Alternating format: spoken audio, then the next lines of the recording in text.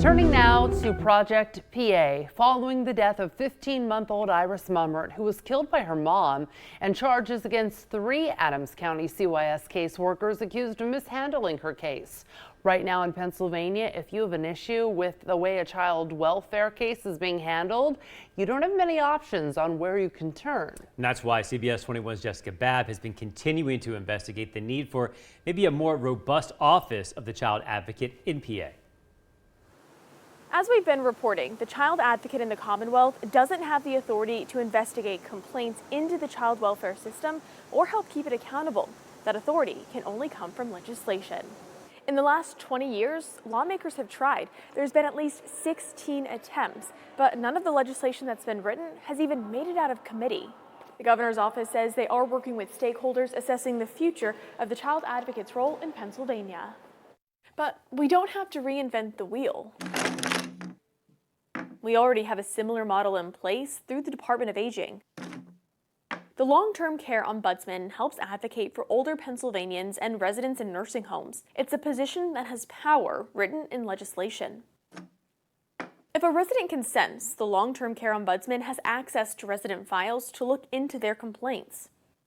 The office comes with a budget of more than $713,000, and they have a staff of 10 state office positions, 147 local program staff, and 194 volunteer ombudsmen. From 2021 to 2022, they received close to 5,000 complaints. Compare that to the Office of Child Advocate. Right now, while they can work with the Department of Human Services, review complaints, and offer recommendations, they don't have the statutory authority to investigate them or enforce policies. The budget isn't clear. The governor's office couldn't tell me how much is spent on this office, and right now it's an office of 1. And while complaints aren't tracked, the governor's office says the child advocate only receives about 5 complaints a month. Child welfare advocates say having a more robust child advocate in Pennsylvania would help create more accountability and a system of checks and balances. For CBS 21, I'm Jessica Babb. Jessica, thank you very much. The Adams County Commissioners, they're set to hold a meeting tomorrow morning.